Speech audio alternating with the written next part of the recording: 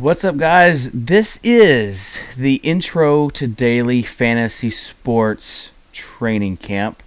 We are fantasyinsiders.com. We are a content site that is exclusively daily fantasy sports. So we provide advice, insight, and tools for people that play daily fantasy sports.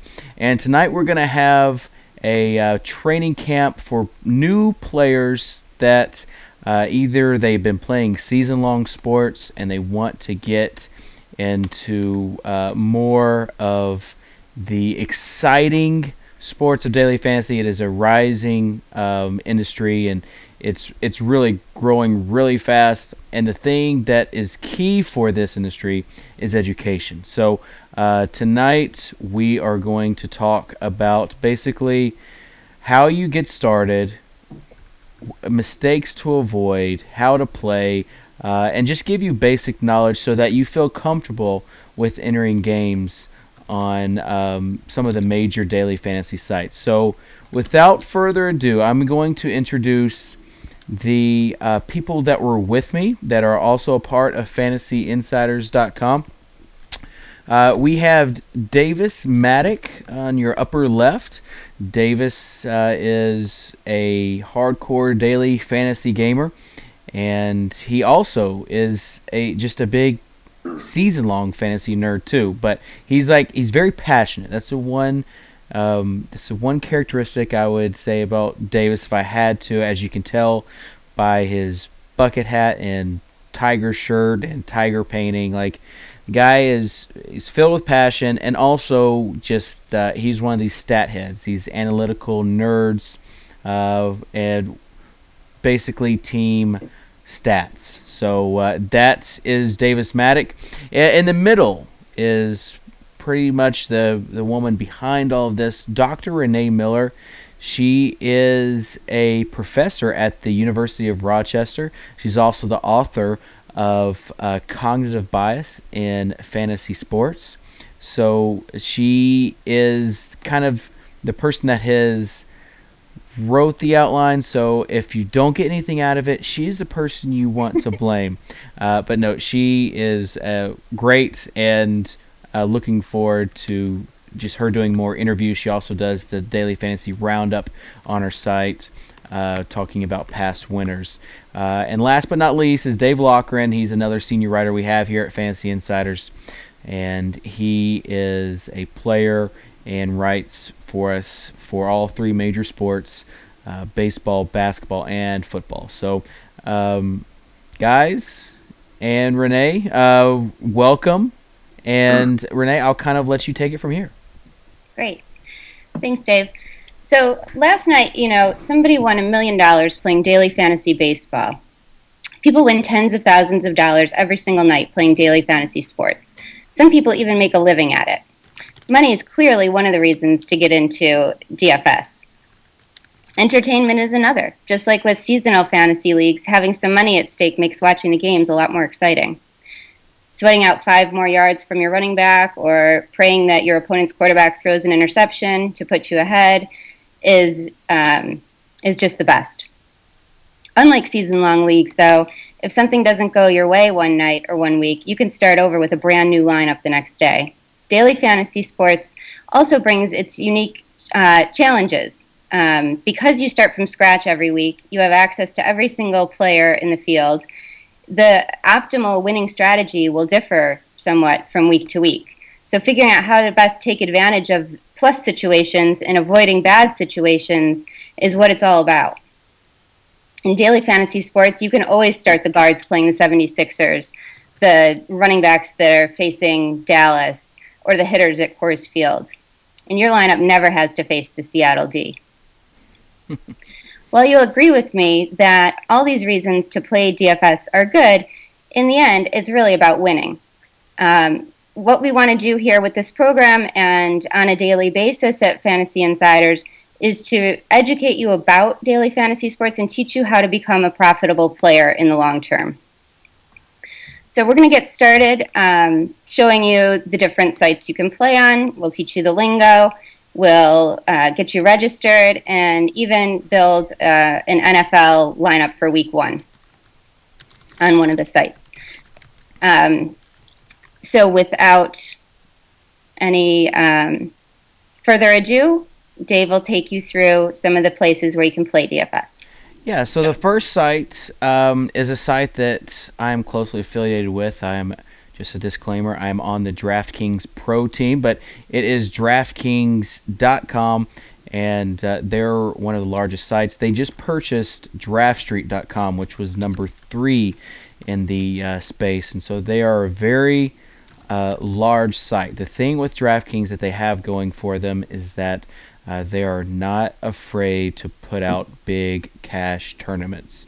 And so for football this upcoming season, you've got $5 million tournaments. You've got basically a trip to Atlantis for if you qualify for each event, or each week there will be qualifiers. And we'll talk more about like what qualifiers are and what those events are. But basically, long story short, you can win $1 million, and you can go have the time of your life while you're doing it. DraftKings, they have a great interface. It's one of their strong points, where it is easy to navigate and to set your lineup. And it is also easy to have multiple lineups and manage those multiple lineups. And so with kind of one click, you set your lineup, and then you're able to export it into a multitude of different games, tournaments, and satellites. So DraftKings is a site that if you are a new beginner, you definitely want to familiarize yourself with the caveat that you also want to make sure that you pay attention later on in this webinar for just easing yourself into it and not directly jumping into big money qualifiers, because there are qualifiers that range from $27 to $1,000. So you want to start small and work your way up, but they have a lot of guaranteed contests, and if you are disciplined, it is very possible to build your bankroll on DraftKings. So that's DraftKings. The other big sites, really there's two, DraftKings and then FanDuel. And Davis, you're here to talk about FanDuel. Yeah. FanDuel is the site that I started playing on, and that I would assume a majority of people who play daily fantasy sports started playing on. They do a lot of television advertising. I imagine a lot of people who are at home watching Sunday Night Baseball right now have seen a couple FanDuel advertisements. They are the site with the largest user base. DraftKings is trying to catch up with that, but in terms of volume of games, FanDuel is sort of the one that everyone turns to first. And as a result of that, it's a lot harder for them to make changes and make everyone happy. So in essentially all of their games, they have the least flexible roster structure. They do not have multi-position eligibility. In football, there's only one starting quarterback, 3 wide receiver slots. And also as a result, I think, of sort of just the enormity of the program, they also have the softest pricing in the entire industry. And what we say when we mean softest pricing isn't necessarily that it's bad, but that it doesn't adjust very quickly. An example from football last year was Eddie Lacy after his breakout, because the Packers were playing on Monday nights and their algorithm redoes salaries on Sunday nights. Eddie Lacy stayed at the same price for 3 weeks in a row and was heavily owned as a result of it. So while there are a lot of advantages to playing on FanDuel, namely you can find a lot of opponents who do not have a lot of experience with daily fantasy sports, which is a pretty good position to put yourself in. There also are some drawbacks to the structure, but it is actually my favorite site to play on, which is, I assume, why I got designated to explain it. I think for most people who try daily fantasy sports at first, FanDuel is the least intimidating platform to do it on, because the decision-making process is simplified for everyone who uses it. And that's sort of FanDuel in a nutshell. And now Renee gets to explain Draft Day. Yeah, before that, I want to clarify. Davis, you talked about the basically the structure of it. So you talked about like one quarterback sites, one one pitcher, no multi-position eligibility that we'll talk about later. Want to clarify, DraftKings is kind of, they're both big sites, but they both offer something different. So both of the large sites offer something different, whereas FanDuel is one pitcher. It's pretty easy, but there's no, you can't play a person that is like in baseball, a shortstop and a second base. Like they're either or. Whereas DraftKings, there are, you can play a person that's second base or shortstop. And there's what's called a late swap on DraftKings. That means that you can edit your players until their game has started. Whereas on FanDuel, there is no late swap. FanDuel, you set your lineup. Once the contest begins, your players are locked in. So those are there's pros and cons to each. I'm not even sure we'll get to that tonight. But both offer their own separate advantages. So it's good to see that. All right, Renee, take it away with Draft Day. I chose to talk about Draft Day because it's my favorite site to play on, although I do play at DraftKings as well. The thing I like best about Draft Day are the variety of games it offers you. So you have traditional salary cap style games where you have a set amount of salary to spend on players and you choose your lineup and play against other people. But they also have pick'em games where everybody picks the best player from a group, from a tier of players. You get to pick one per tier. It's kind of fun. Draft Day has live draft games where you kind of draft like snake draft style against other DFS players, your team. And they have brackets, which I think is pretty fun. So you're entered into an NCAA style bracket where you play head-to-head matchups, and every time you win, you advance to the next round, and the prizes get bigger and bigger. It's a little different. It's pretty fun. The other thing I like about Draft Day, well, a couple other things. One is that the pricing is pretty tight at Draft Day. The player salaries adjust sometimes too fast. I was shocked after his debut game. I think Javi Baez, the new second baseman for the Cubs or shortstop for the Cubs, was the most expensive second baseman on the site. So salaries adjust really quickly following performance, which kind of keeps things very competitive, which I like. Of course, you can't take advantage of a discount, but I think it makes it more challenging. The last thing I'll say about Draft Day is that I think it has the best user interface. It's really easy to find player research. The player research pages are fantastic. It's really easy to edit multiple lineups at once, to select out which lineups you want to use in which games. It's super simple, single click, single page, which makes it nice if you have to swap out a player at the last minute who's been scratched or something. From all your lineups. It does not have late swap. DraftKings is really the leader in that facet of the game, which also comes in handy when you're playing a weekend slate of games that starts Thursday and you realize, sometime Sunday that the Sunday night game running back you're using isn't going to play. So that's pretty much Draft Day. It's a lot of fun. It's a smaller site. You won't find as many unique opponents, but it's got a really loyal crowd. You see the same people there day in and day out. It's a good place. And Laffy will talk about a couple of the even smaller sites that offer some real kind of niche markets. Yeah, so I won't go through all of the specific roster construction of each of them because it simply takes too long.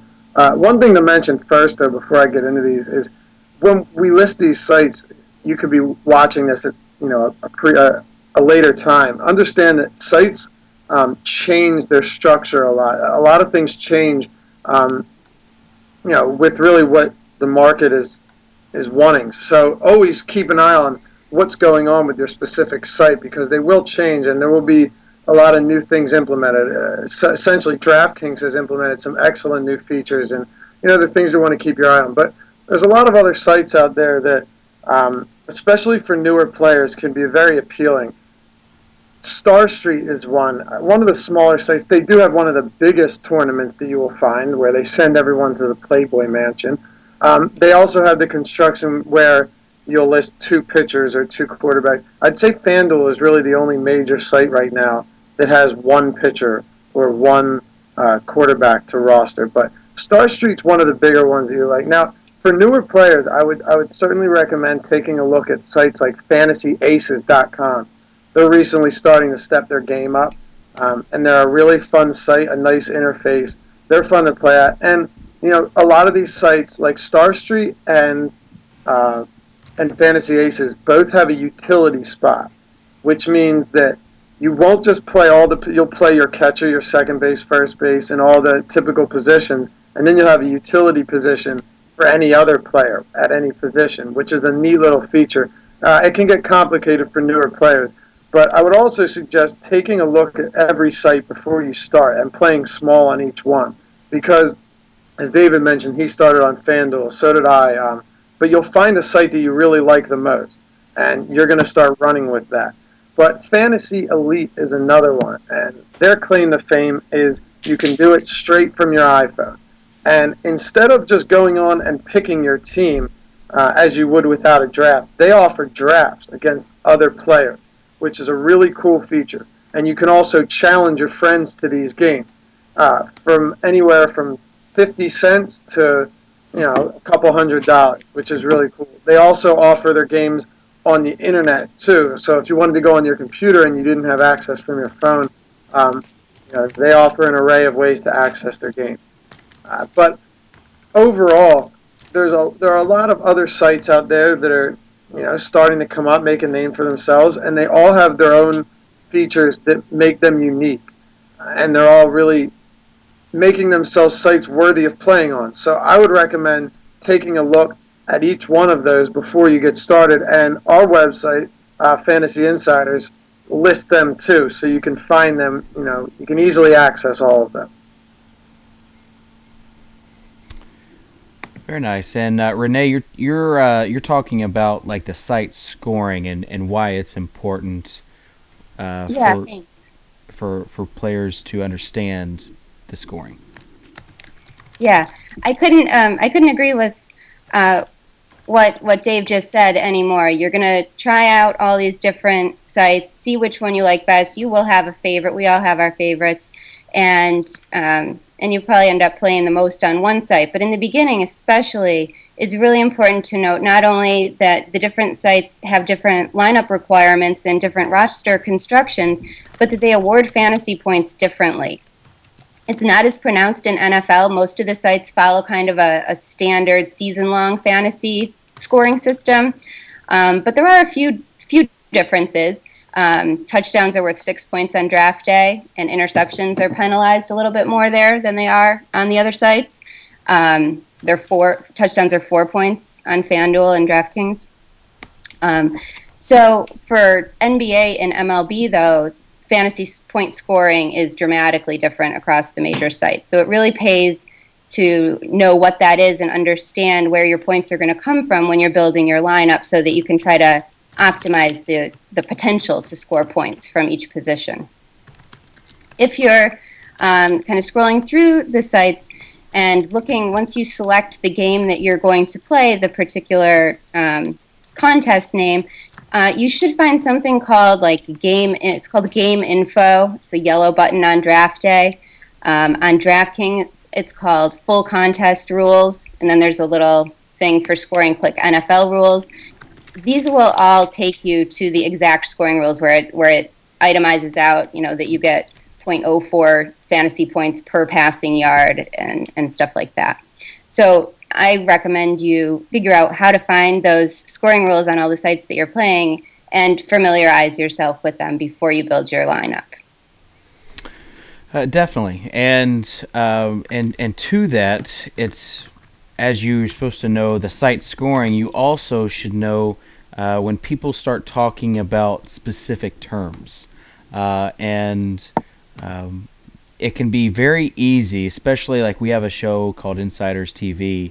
here at fantasyinsiders.com/TV. It can be very easy to just kind of get with the lingo. In daily fantasy, there is like specific terms that you'll hear over and over again. And for beginners, I remember one specific instance, like I didn't know what rake was when I first like entered the daily fantasy scene.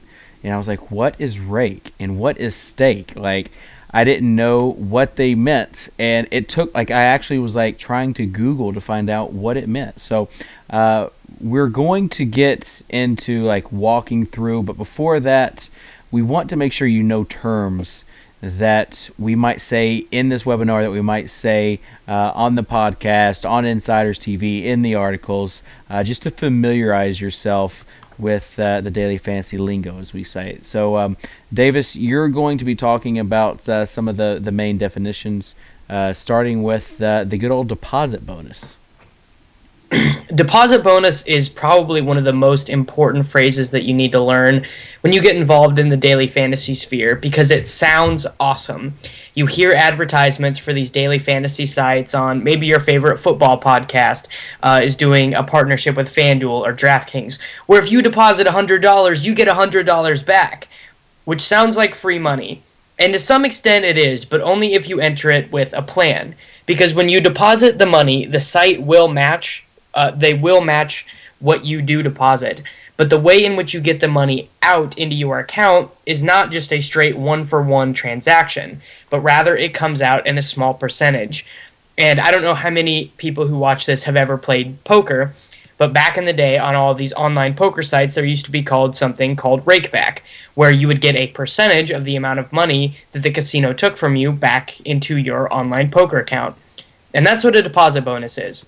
When you enter a $1 game, a lot of the time what you're doing is actually you're paying 90 cents into the prize pool and 10 cents to the house or to FanDuel or to DraftKings or to Draft Day. What the deposit bonus is instead of paying that full 10 cents to the house, what you're doing is paying 7 cents to the house and you're getting 3 cents back. Does it sound kind of confusing? Yeah, it does, because it's meant to be confusing. When you really think about it, the deposit bonuses aren't ever as great as they sound. But they definitely are something that you want to have. Anytime you make a deposit bonus on any site, you want to make sure that you are getting a bonus. So you can do this strategically. Basically, the times that sites offer these deposit bonuses, if you aren't a first-time user, is at the start of any new season. So if you're out of money in your account in October, wait a week until the NBA season starts, or wait a couple months until college basketball starts. And these are when the sites will run their promotions where you're able to get more money back into your account. But effectively, what a deposit bonus is a way in which you can have a pending number in your account, and every time you enter in a contest, you're getting a small percentage of the rake that you pay to the house back. Yeah, and that it also explains drip rate. Yeah, every little percentage point counts in daily fantasy when you're playing. But yeah, it is definitely for marketing. And that is like the biggest point of enter this, basically play with us and receive $1,000. So yeah, the drip rate, like Davis said, is the standard drip rate is around 4%, where if you deposit $1,000 and get $1,000 deposit bonus, like in order to spend that $1,000, you have to play a lot of. You'd have to play $10,000 is the way a standard deposit bonus works. That's actually not true. You have to Wouldn't it be, or would it be more? It would be more. So it'd be 25,000 that you would have to play. Because swag 25,000 times 0.04 is 1,000. So you'd have to play $25,000 worth of games to get that $1,000 back in your account. So there is that. There also are some new sites that come up that release the funds immediately. Our friends over there at Fantasy Elite that Dave was talking about had a promotion where if you deposited $2,000, you got a free iPad. That would be the definition of an immediate bonus. So there are other smaller sites that as soon as you deposit, they give it back. Generally, there's some sort of stipulation there, but the large sites, they don't have to do that because they already have a very large customer base, and so they just offer the standard 4% drip rate. So if you enter a $100 contest, that means you would get $4 back in your account after lineups lock. So that's kind of how the deposit bonus works. And next on the docket, Davis, is Bankroll. Bankroll is actually one of the more simple terms on this list. Bankroll simply refers to the amount of money that you have invested in daily fantasy sports. It doesn't necessarily need to be all of the money that you have in your accounts, but it's all of the money that you are willing to play in your lineups. Most people who play a lot of daily fantasy sports have their bankroll combined in their PayPal accounts and their multiple accounts across the industry. When we refer to a bankroll, normally we're talking in terms of percentages, and it needs to be an amount that you're comfortable with, I think, is the most important thing. You can't have such a large bankroll that it would ruin you if you lost it, obviously. But yeah, bankroll is a pretty simple term that just refers to the amount of money that you have to treat it as a loss, or as an investment, rather. Is once money has been put into your bankroll, its function is basically no longer as a currency, but a unit to invest in daily fantasy games. Yeah, and we talk about bankroll management, and that is how you decide to play with your money over time. And Davis, you're actually going to be talking about how to manage your bankroll later. So bankroll management is another key term that we talk about, and again, we'll be getting into that in a later on in this training camp. So the next thing that we want to talk about is Rake, and you kind of already talked about it earlier, but go ahead and take us through it again. Rake and overlay. Rake is what the site takes from you when you enter a game. The best example that I can give you is if you buy into a $5 double up on FanDuel, there are 223 entrants, but only the top 100 make money. So there are 23 people there, if you're thinking about it theoretically, who are just playing money to the house. So on a 223-man $5 double up, FanDuel is making 23 times 5, which is $115. So that's how much money they're making off just running that double up. But the available prize pool to you is smaller. I'm sorry, everyone. I'm really not very good at math, especially off the top of my head. That's why I'm here, though, because my mom was a math teacher, and like science, reading, not my thing. Math, English, I did well on. But we talked about Rake and also overlay, and that's something that we talk about a lot. And it's like candy to people that play daily fantasy. It's like overlay is a really good word. It also can present dangers sometimes, as we know. So go ahead and talk about overlay. Overlay, well, also it's something that gets confused, and I think even some people in the industry kind of don't use it right all of the time. I agree. So overlay, what it's generally referred to as, is when a contest is not full, right? So say there is a 1,000 person tournament, and 5 minutes before the lineup locks for that sport, there are only 900 people in there. Sounds like overlay, right? Well, it's actually not, because it's really only technically overlay when the site is losing money on the rake. That is when your percentage, it's when your expected winning percentages rise. So it would have to be something like 815 out of 1,000 to be considered overlay, David. I guess it would depend on the site. Yeah, it depends on the site. It depends on the site and the contest, because what you have with different sites are they have different kind of sets of overlay. So if you're talking about it in general terms, it's basically just the number of entries, or it's the guaranteed prize pool minus the number of entries multiplied by the dollar entry spent. fee. Yeah. So that's basically what overlay is, and we talk about chasing overlay in the industry a lot, and that's when you feel like you have a better chance at winning one of these tournaments. And it's easy to not have bankroll management, we just talked about, and chase overlay on a tournament. And the thing is, when everybody chases it at the very end, there's a lot of times where there will be 200 or 300 spots open, and everybody enters in the last 5 minutes, and before you know it, there actually is zero overlay. We saw it with a golf tournament on DraftKings a couple weeks ago, where everybody thought there was going to be like $100,000 in overlay, and there wasn't. It filled up completely, and DraftKings didn't lose any money off of it. So there is overlay, and what I will say is just don't go crazy chasing it. But if you're smart, you eventually kind of realize when a situation presents itself that it is advantageous to enter one or multiple lineups and have a better chance at winning one of these huge cash prizes that are available. So that would be overlay. Overlay is probably the biggest word that we use when it comes to daily fantasy, because everyone talks about overlay.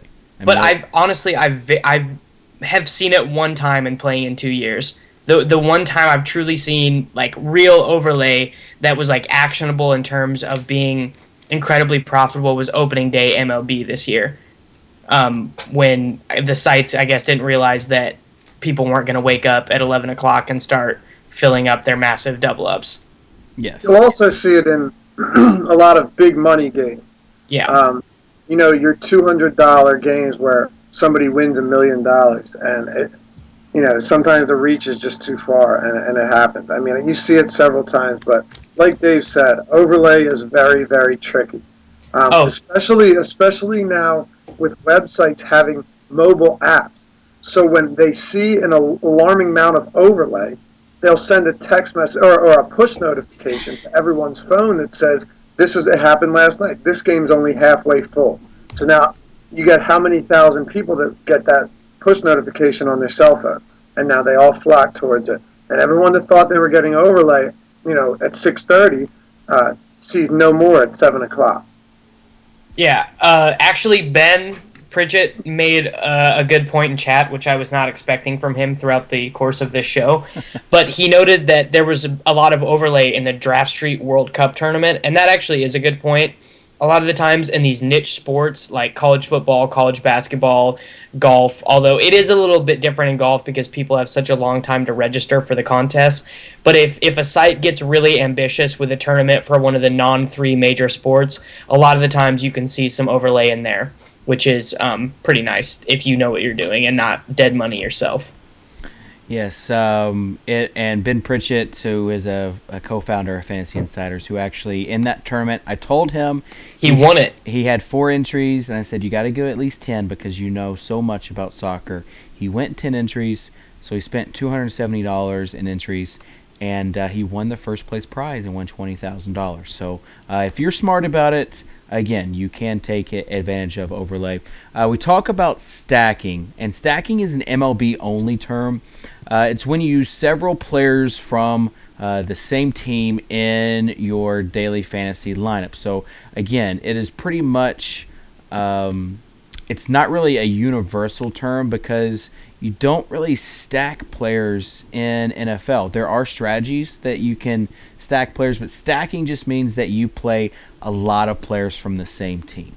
And so, like the glossary DFS term slide says, identifying predicted high-scoring games and teams using Vegas odds, and you mix the high salary stars with the minimum salary scrubs, and you can get hits, RBI, and runs scored when it comes to baseball. And then there's what we call mini stacks, and so that's why I would think where the football comes into play. You have mini stacks where you do what we call the double handcuff, and that is it's not a kinky term. It is the double handcuff is like where you take your quarterback and you take 2 receivers from that same team, with the theory being that if a quarterback has an amazing game, someone has to catch those passes.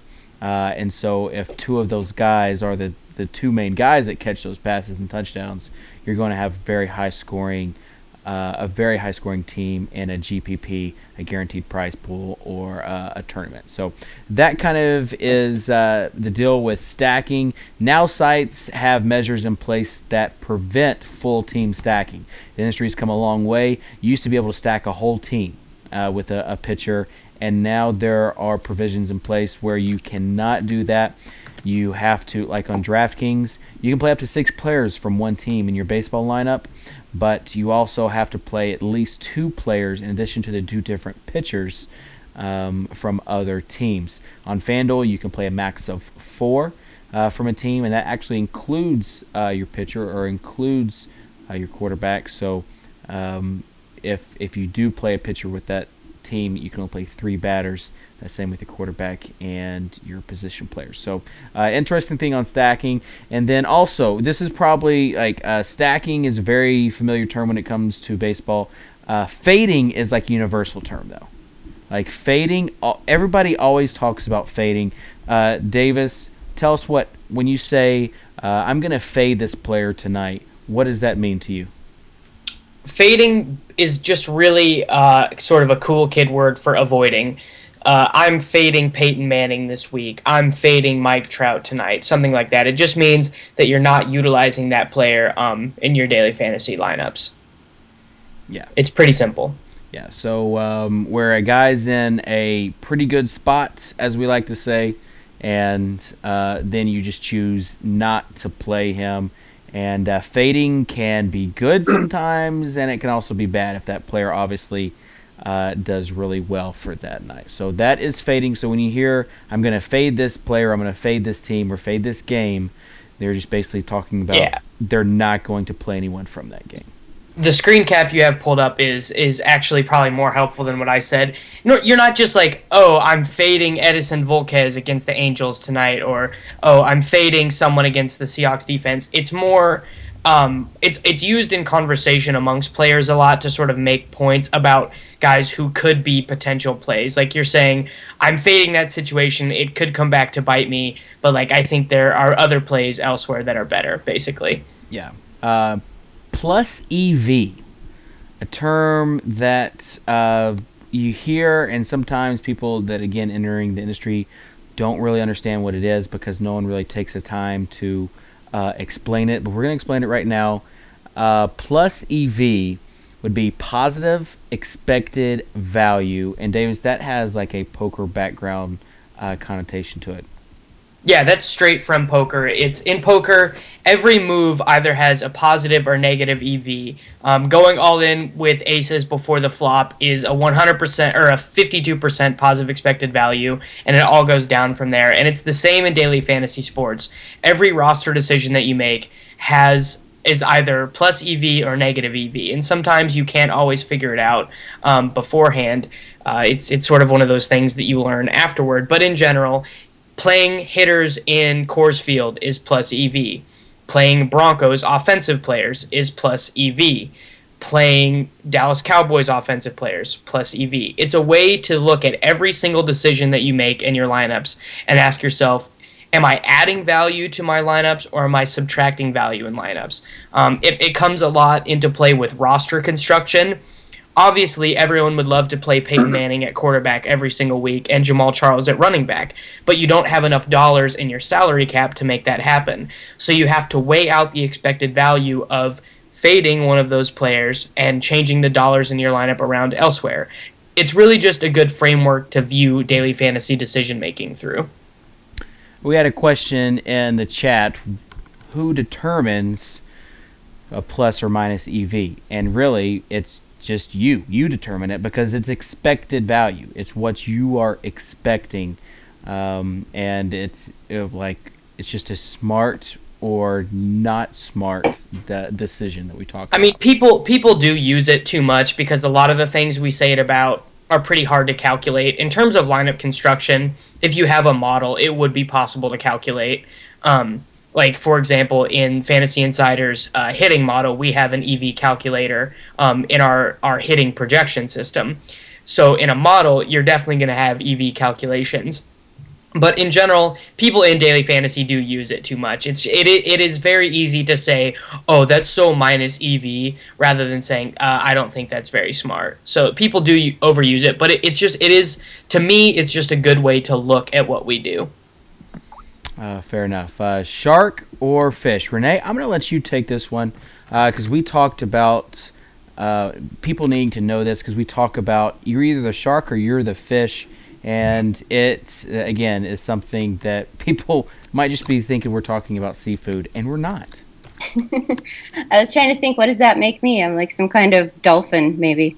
So you're a shark if you're a really experienced DFS player, perhaps a professional DFS player, and you tend to win a lot more often than you lose. As none of us want to play the sharks in the field. You'll come to know who they are with experience.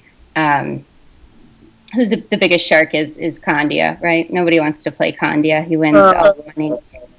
A fish, on the other hand, is what the shark eats. So the fish is the new player, the new DFS player that hasn't been around the block too many times yet, has low amount of experience with daily fantasy sports, and is kind of maybe the easy mark in the eyes of the shark. One thing just to point out, though, that bankroll does not always equate to talent. So somebody that plays a lot of games, it doesn't necessarily mean they're, higher skilled than other players. It doesn't mean they aren't, but you don't necessarily want to take bankroll because some people start off with a large bankroll. Some people have it because they're really great players. But pay attention to how these people do over a period of time and see whether they're really sharks or they just have a lot of disposable income. Yeah, and some sites will let you look at how many wins a player has. I don't think any sites let you look at how much bankroll a player has, so that can be really hard to guess at. Yeah, winnings is something that you can take a look on a few sites. The thing is, the purpose of this webinar is to make sure that you are not a fish when you there are mistakes you can avoid to make sure that you stay in safe waters and you don't enter the sharky water. So we'll talk about that.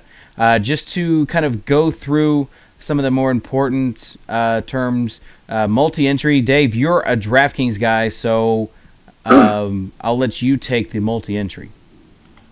Yeah, multiple entry just means you'll see some games that offer single entry and multiple entry. The only thing that means is some games, the single entry gaming, you can roster one team, one lineup, and that's it. So if there are 150 people that can enter this game, each of them will have 100, or each of them will have one lineup each. Now, if it's a multi-entry game, where most of the bigger GPPs or tournaments will have, you can enter a significant amount of lineup, which increases your odds of winning because you're entering different people, different players in different lineups. Some people like to enter the same team several different times, which is a boom-bust scenario. If you win, if that lineup hits, you're going to win a lot of different, first, second, third, fourth. But if it doesn't, you're not going to win anything. So I believe they call that running a train, and that's strictly sports terms. So, yeah, essentially all it is, multiple lineup, would be you're eligible to submit more than one lineup of your own into a specific contest. And it can help, especially in large money tournaments, because much like we spoke about Ben Pritchett, he entered 10 lineups into a soccer tournament. And because he did so, he increased his odds significantly of winning, which he did. Definitely. Don't expect to win $20,000 every time, though. And as the slide says, it's a controversial topic and one that we cover on the shows, we'll talk about later, but single entry versus multi-entry is a big debate. The big thing that people just realize, I think most people realize, is that multiple entry tournaments are the reason why the tournament cash prizes are so big. Single entry tournaments are smaller in nature because you don't have people that enter 10 lineups into it. So multi-entry is something that allowed the prizes to be bigger. And yeah, Dave, you touched on trains. Trains is when you have like 10 of the same lineups. So like DraftKings has a super booster where you have 4,000 players and the top 100 each get $1,000. And so people put in a 10-team train that are the exact same. So if that train is in the top 100, then they get $10,000 as opposed to $1,000. So you see trains in the Super Booster, and you also see them in the Survivor style tournaments that we'll cover in a second. Next, as we're rounding out the glossary, is kind of the cash games. You talk about cash games a lot. Davis, what does that mean to you? To me, cash games means 50-50 contests where the top half of the prize pool doubles their entry fee. Head-to-head games, 2 players against each other. The money goes to one person, and then the house takes their rake. And then 3-man contests where the winner takes all. 5-mans where winner takes all. 10-mans where it's top 3%. I view those as sort of like a tertiary aspect of cash games, but wouldn't want a primary part of my bankroll on any given night to be involved in those contests. I think you want 90% of your action on any given night, especially if you're not playing on DraftKings, where they do pay out a higher percentage of their GPP contestants to be in head-to-head games and large field 50-50s.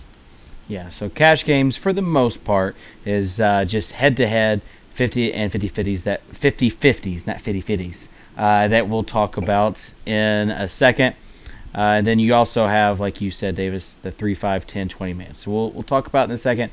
Free roll, GPP, and tournaments. Free roll, when many sites offer with no entry fee where you can win real money. So that is, as someone entering for the first time, free roll is generally what they enter. And that just means there's like $1,000 free roll, but there's like 10,000 people in it. But it's free money. And some people just play free rolls. But free rolls are a great way to kind of get started.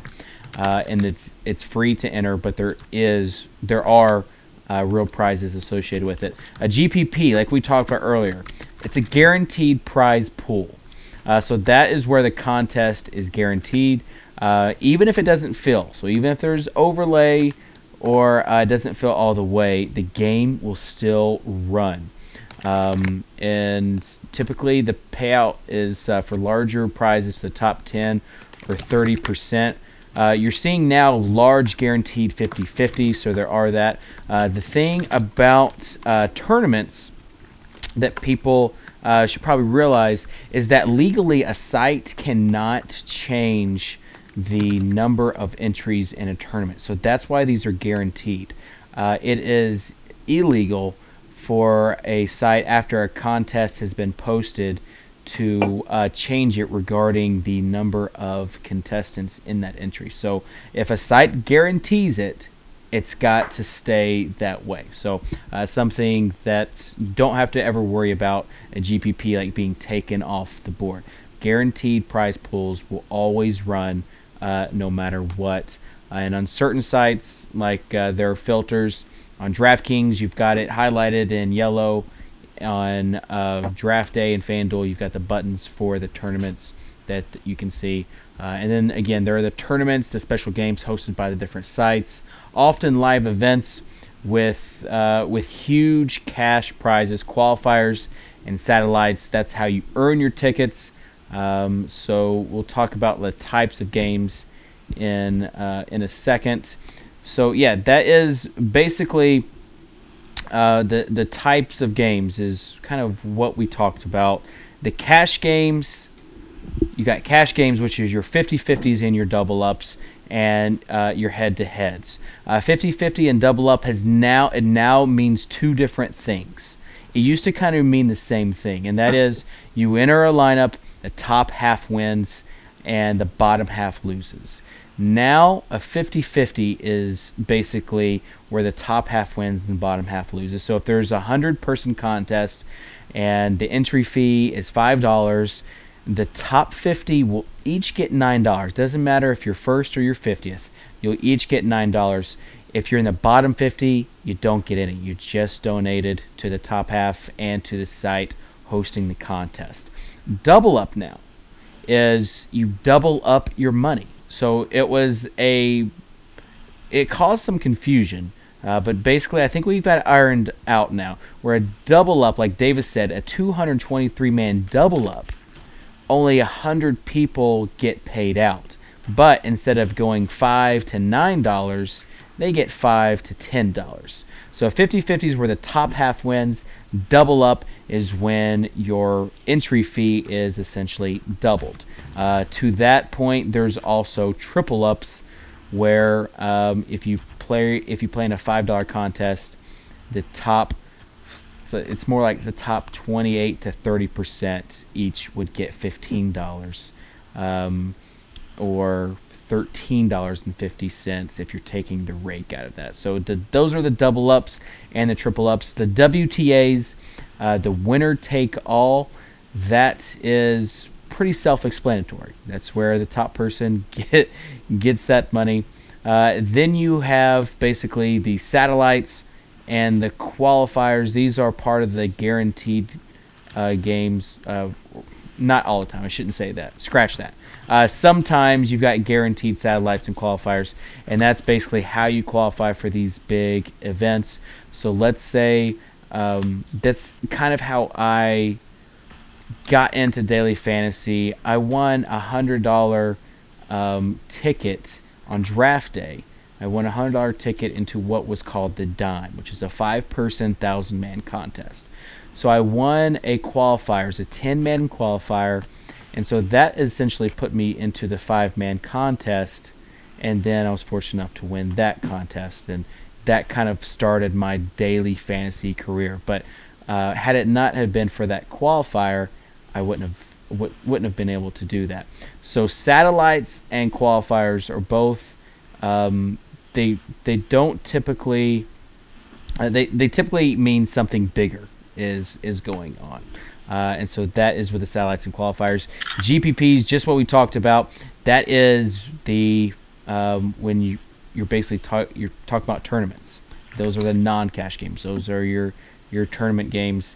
And then there outside the salary cap games, there are your draft games, your snake draft games, your pick fives, or basically where you have 2 sets of players with a pick 5, and you can either choose player A or player B. And if you pick 3 out of the 5 for certain contests, you can win, or you can choose a higher payout, but you have to get all 5 correct, all 5 matchups correct. So that kind of touches on the games. And Dave, Renee, you're kind of going to walk us through on to how to get started, how to register for those people that might not know. Yeah. Sorry, I thought we were doing Bankroll next. If you are new to Daily Fantasy Sports, the first thing you're going to have to do is go to the sites that you want to play on and register for an account and a username. Picking your username, I don't think it's something you should take too lightly. You can use your Twitter handle. That's always nice. Since I started doing the roundup for Fantasy Insiders, I've been paying a lot more attention to people's DFS usernames.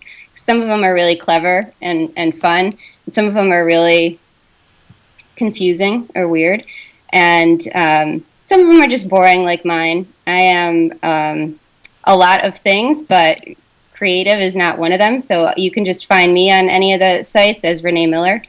Davis is the same way. Me and Dave have cool names. So go be creative. Make a fun username. I do think it's nice when people. I think it's nice when people use the same name for all the sites, so you kind of know who you're playing on all the different sites. That's not necessary, of course, but I think once you start playing, it kind of becomes a community, and you like to know who you're talking to in chat or who you're playing with or against. So. If you're ready to register, then you'll have to provide a little bit of personal information, And then you're ready to go. The next thing you'll want to do is make your first deposit, which we've covered. Use one of the codes, get your deposit bonus. Even though the drip deposit bonuses kind of make it feel like you're not really getting any money, it is free money, so you might as well try to get as much of it as you can by making the biggest initial deposit that you can.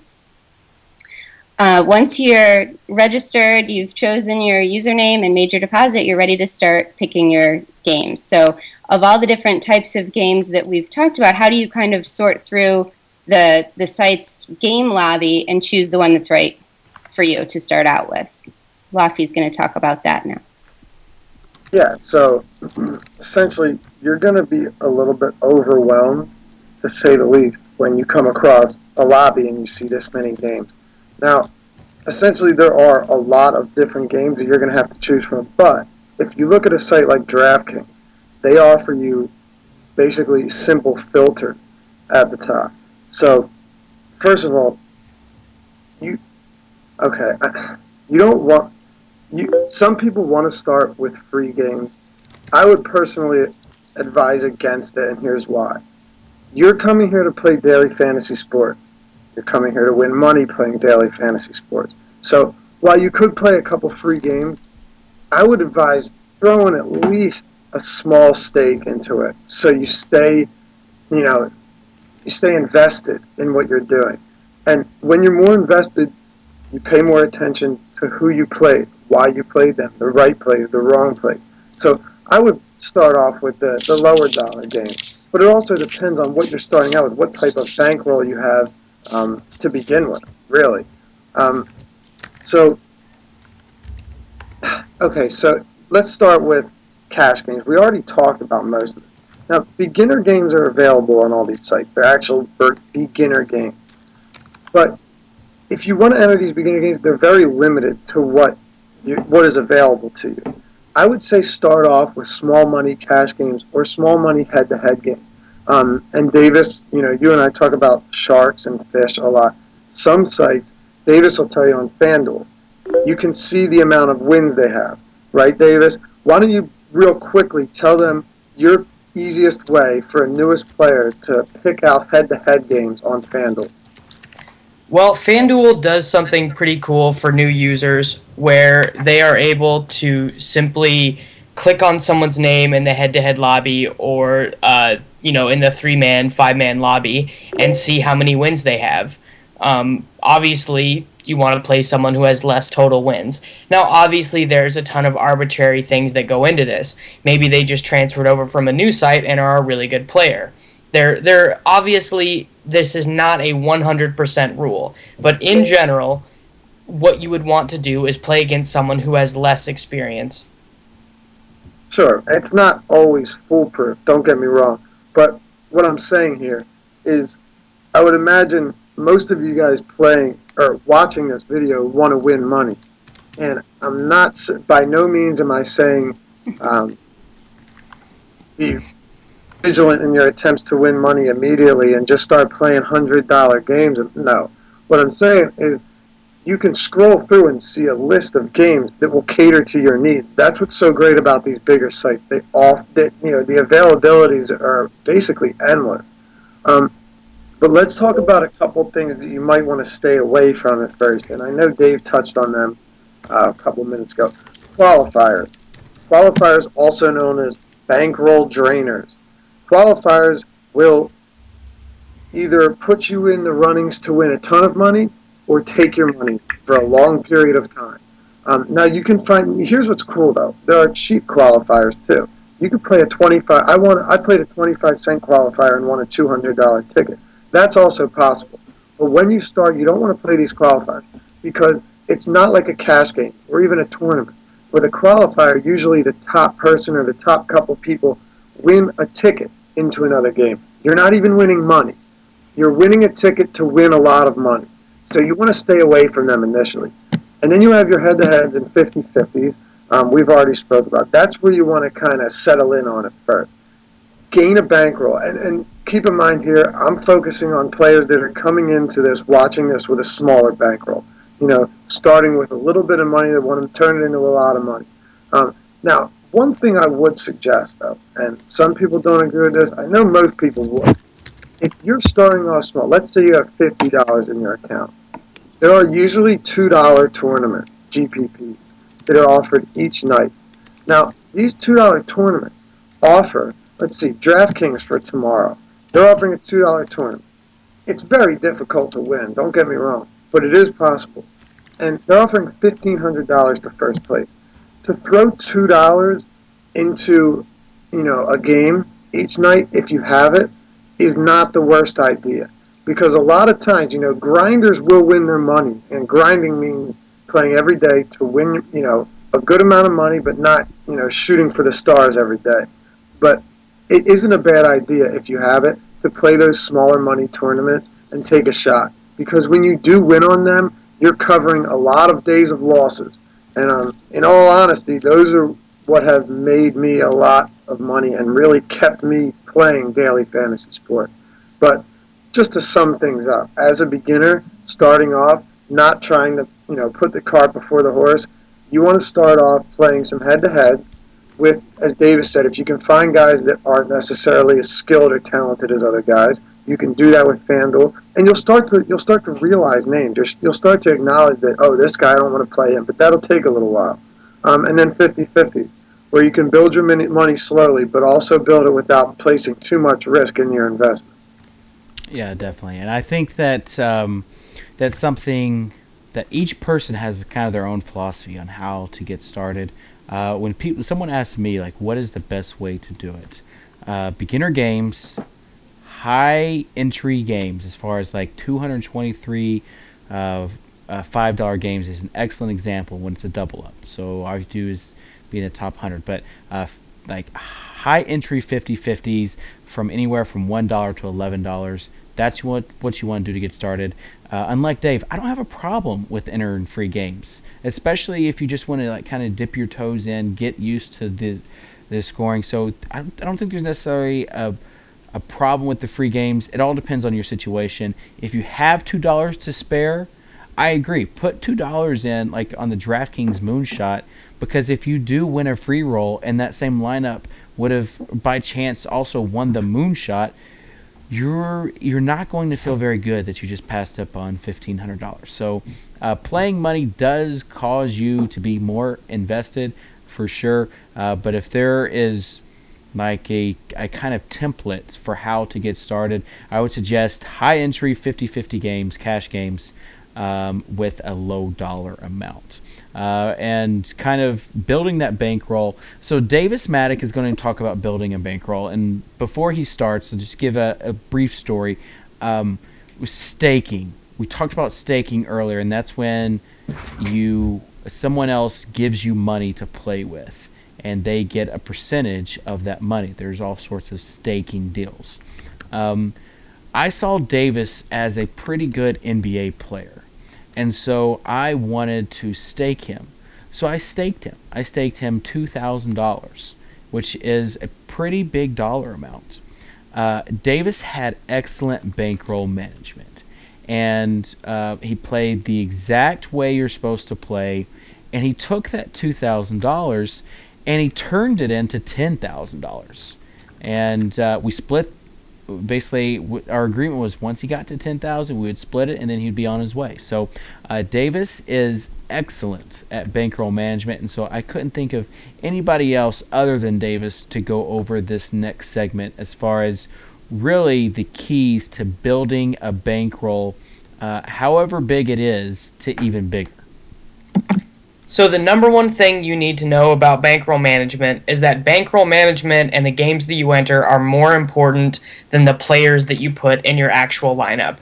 If you just used one of the most simplistic fantasy sports projection models on earth, say you just took, for fantasy football, say you just took a composite of Pro Football Focus, Number Fire, and 4for4 projections, put them into a very simple Excel solver tool, and you just had the most average lineup that you could possibly imagine, you would come out profitable and ahead at the end of the season if you entered the right games.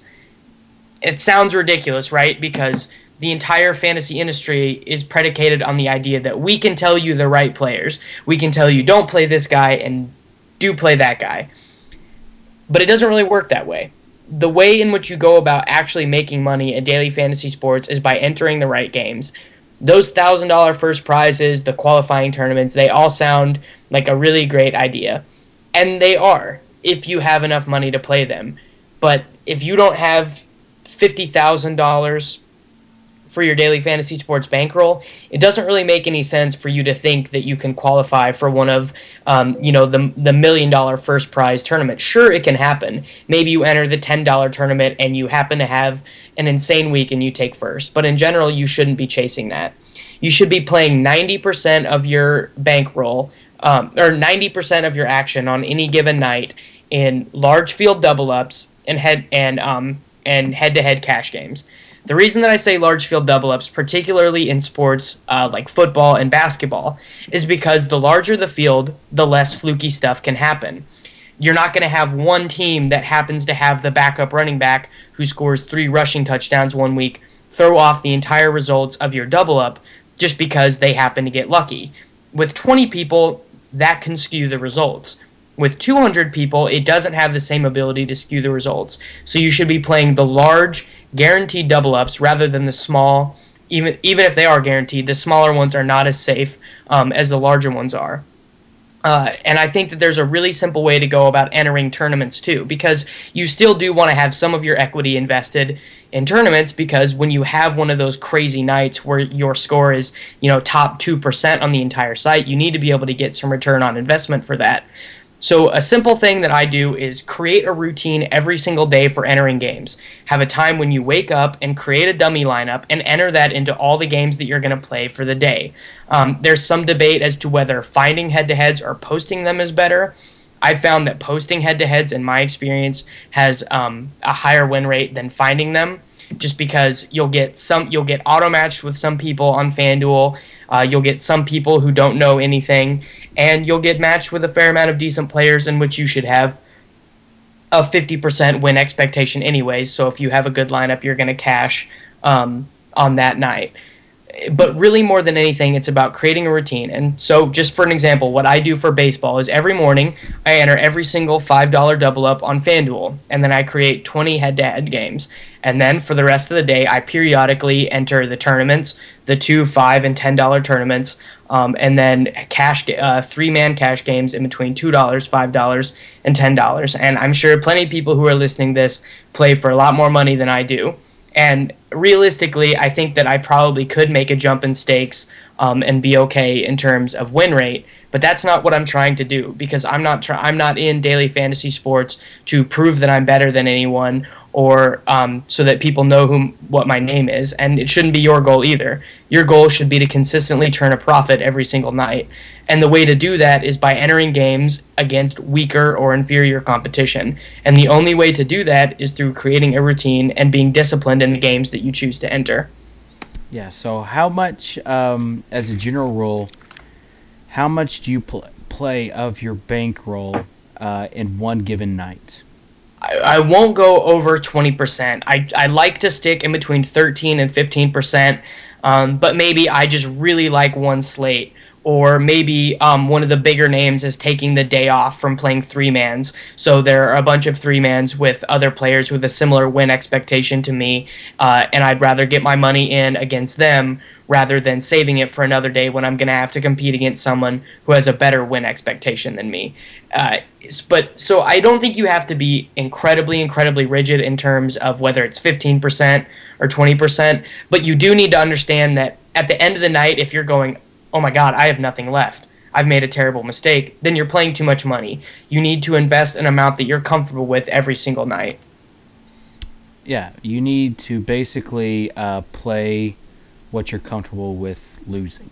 Like, if I lost this, I would still be okay. We have some tips for people. I know, speaking from experience, basically start small, play small. You can spread it out over multiple sites, kind of like Dave said, and from there you figure out kind of what site you do like and then you play heavier on that site. So spread it out. Like Davis said, like keep your bankroll percentage like 10 to 15 percent, and trust the process. So someone in our chat just said, I'll just read it. It is a subscriber, K Carp. He said, these insiders have helped me triple my bankroll this baseball season. Thanks all. CarpVix20 on Twitter and Gunner20 on the sites. I'm able to play. My favorite advice that they give is trust the process. And so that kind of trust the process kind of ties into be in it for the long haul. Because if you trust the process, losing on one night, we talk about being process based or results based.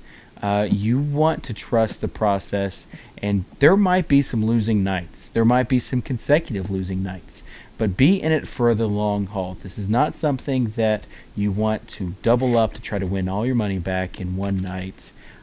Be disciplined with that, and something to help you with discipline. It's something that I did whenever Davis and I had our staking deal. I told him to do it, and that is have site filters set up. And I know you could do it back then on Draft Street. Now that Draft Street's not a site, Draft Day, FanDuel, they have filters. DraftKings have filters. I'm not sure. I don't think DraftKings you can save them yet. Save your filters on the sites that allow you to save them. If you have your filters set to whatever you can play that night, so let's say $2 to $5 is all you're willing to play, set the range slider on those filters to $2 to $5 and don't change it. Set it to $2 to $5 and 50/50s and don't change it. And so that way, if there's ever a 109 or something very tempting, the way that I kind of looked at it is if there's a 109 or 270 game that's going on, I don't know about it because I'm not changing those filters. Like if I log in and see something, the first thing I see is everything that I need to register for, everything that is within my bankroll. Site filter something that is huge. Also, keeping track on spreadsheets of how much you are winning and losing is big. You don't want to get into a situation where you kind of look at the spreadsheet and realize, oh boy, this is not good. If you keep track of how much you're winning and losing, especially if you're playing multiple sites, you can kind of see what sites have been good to me, what games have been good to me. These are the games I want to target. These are the sites that I want to target. So being honest with yourself, I would say that's a huge thing. I'm a middling MLB player. Like I can firmly say that there are people who are much better at it than me, and there are reasons for that. So be honest with yourself about that. You're much better at football. You should plan on paying more of your volume in football. You're much better at NBA. You should take advantage of that. And if you're seeing yourself making consistent mistakes, like making late swaps just because you get nervous, there are all sorts of things that you can do. But you should definitely. This is something from poker, and someday we'll have this for daily fantasy sports, but they were called heads-up displays, and they kept track of every hand that you played, and they told you, you lose money in this spot 97% of the time, or something like that. It would never be that dramatic, but it would tell you what your weaknesses were, and you need to sort of have that consciousness about yourself as to what the mistakes that you make are and how to fix them. And I would advise you to hold on to this one piece of advice as well. Just because you have a big night does not mean you got to start playing big. Take that from my experience. You have a big night, you want a good amount of money, whether we're in a GPP or you just cashed in everything. And now you went from playing $40 a night, and now you think you got to play $300 a night. And your percentage goes from 10 to 20. And now, keep in mind, 20%, if you have 5 bad nights, you're done. So, just because you had a very nice night doesn't mean you play more. Actually, when my bankroll builds, I play a less of a percentage every night, and that's the way it should be. I don't want to say, oh yeah, you have $20, so play 15. What I'm saying is, if you have a couple $1,000s, there's no need to go and play huge and lose big just so you can win big. You can still win big by playing, conservatively. I would add that we naturally build ourselves up and make more of our successes than we do of our failures. And so what Dave said about keeping a spreadsheet and really taking the time to write down in like cold hard facts what your success rate and failure rate is really important, because it's really easy to forget or ignore some of those bad tendencies. Yes. It's just what we do. And this is ultimately, like, I mean, some people are going to play for profit, and if you're winning, you're having more fun than if you're losing. That's just kind of, the two and two kind of go together. But at the end of the day, like, you want, the daily fantasy is an awesome thing. Like, it is instant gratification, the potential for instant gratification every night. And so trying to double up, do things that are not disciplined, like, you want to be in it for the long haul. You want to be able to play for as long as possible. The ultimate goal is to play with house money. That meaning you take out your initial deposit and you play with winnings, and just winnings. So if you're losing, you're not losing your deposit, you're just losing part of your winnings. And with that goes the saying that you play the same no matter if you're winning or losing. You play the exact same. You're disciplined about it. Like Dave said, it's easy. It's very easy to win a large tournament and want to automatically start playing with quote-unquote the big boys. And when that happens, you can lose very quickly. So play the same no matter what. Play within your means. And those, like, just being disciplined. Discipline is such a huge factor in building your bankroll. And if you talk to major players about, like, what's the biggest mistake, they'll say not being disciplined. Because it's so easy to go on tilt. Tilt is what we talk about when basically you're angry that you're not doing well, so you get tilted and you play way more than you should to try to make it back. And to get back to even, and that's not how you should go about things. So that is a good segue to mistakes that rookies make that you need to avoid. And so we're going to talk about basically what you should avoid. Like, I think all of the stuff we're going to be talking about are mistakes that we personally have made. Right, Renee? Right, Dave. We've all done it. We've all done really stupid stuff. I don't know, I started playing in 2011, and no one else I knew played. I didn't even have anyone to ask advice for. So things have come a long way since then, and a lot of what we've talked about already should help you avoid a lot of mistakes I certainly made when I was starting out. But a few things that I have to continually remind myself. One, like last summer when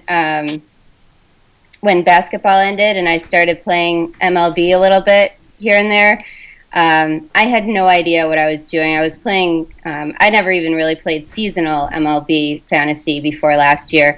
So I kind of knew some players, but when it came to building my DFS lineups, that's really what I went on. I used the guys that I knew.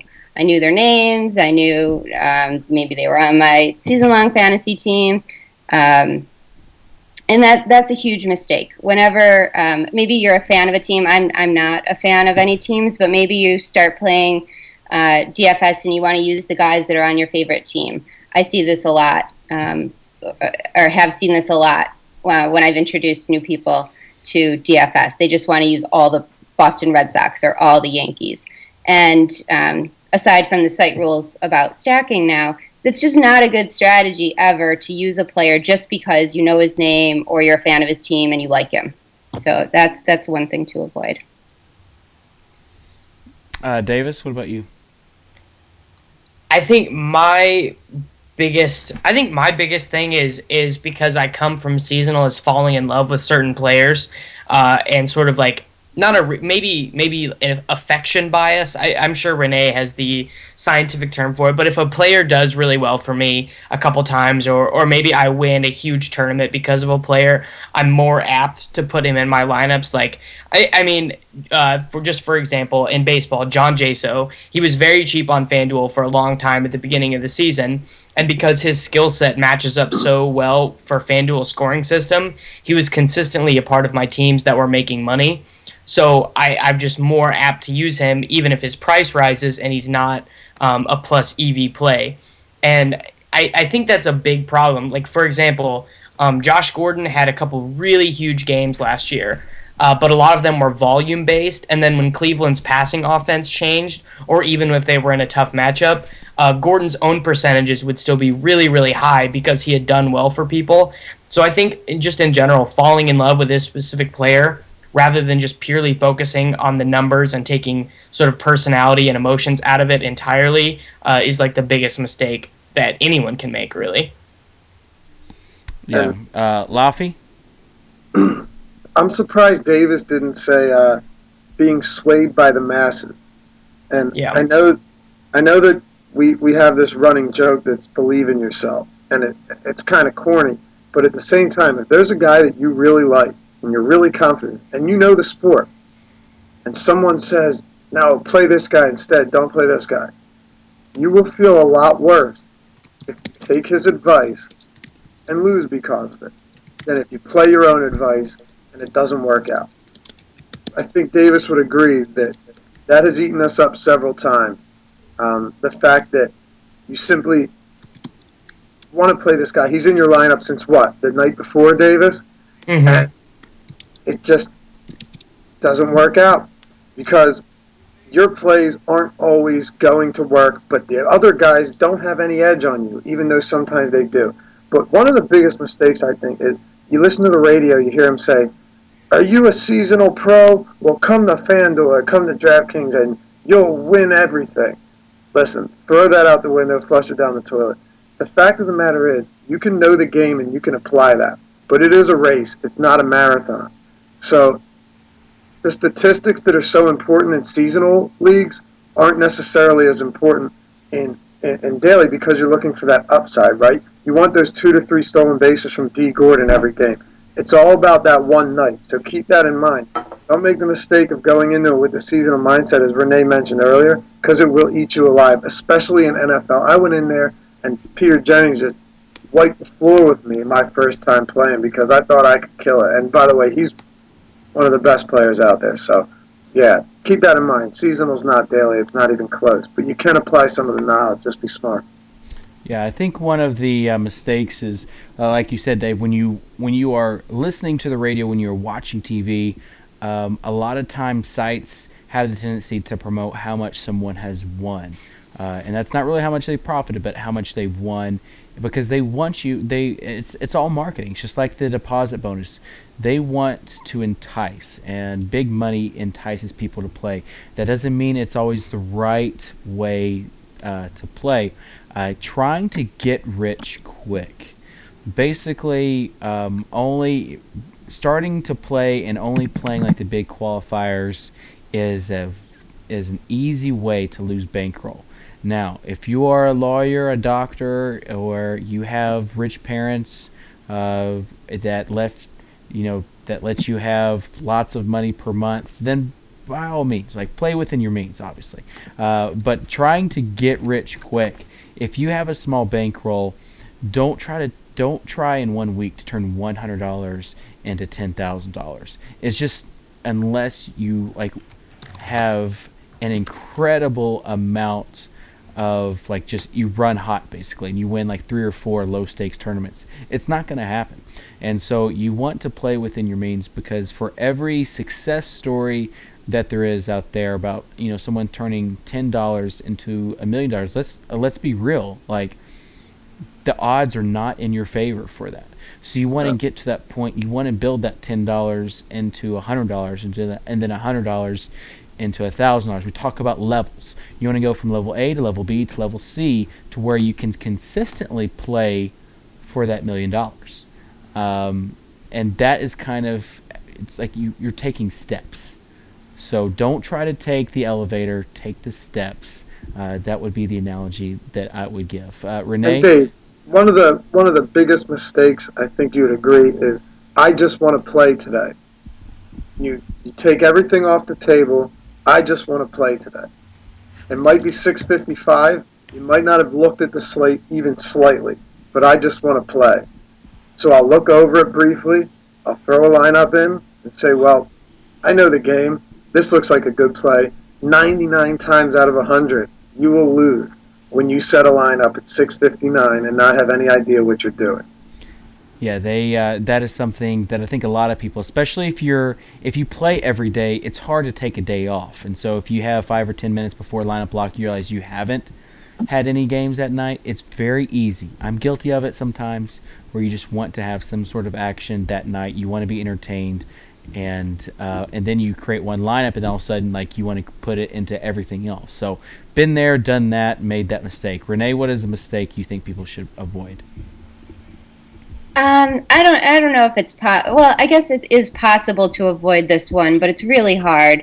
And that is jumping in and playing a DFS game at a sport you know nothing about. So whether it's like the All-Star break or the end of a season of a sport that you like and you're really good at and you just want to keep playing DFS, it is a pretty addicting game. Most of us that play it every day know that too well. So I've played DFS hockey, I've played DFS golf, college basketball, golf. I didn't do any World Cup. I refrained. That's why I said it is possible, because I didn't play any random sports that I don't know anything about during the All-Star break this past July. But typically I do, and typically I don't do that well.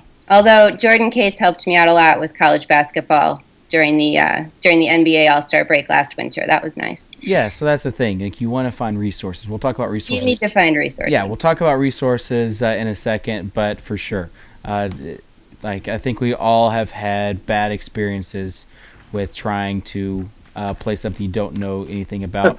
But again, it's like in the same sense, like, you want to start out with a new sport the same as like when you entered the industry, and just take those baby steps. College football last year or 2 years ago was fun to start to get into. Last year, I was fully immersed into it. Now, next to NBA, it is my favorite sport to play, daily fantasy college football. So, but 2 years ago, like, getting into it, I knew like SEC, but you have to do research for everybody else. So that's kind of where that stuff stems from. Davis, I think, what about you? Well, I'm going to agree with Renee's point, but I actually think there's like tons and tons of value in the niche games. So basically, non-baseball, non-football, non-NBA games. I think there's tons of value if you're willing to put into the work. Like as Dave was mentioning, I mean, college football is a complete cash cow if you're willing to do the necessary research. I mean, like last year I was on the Air Force rivals messaging board asking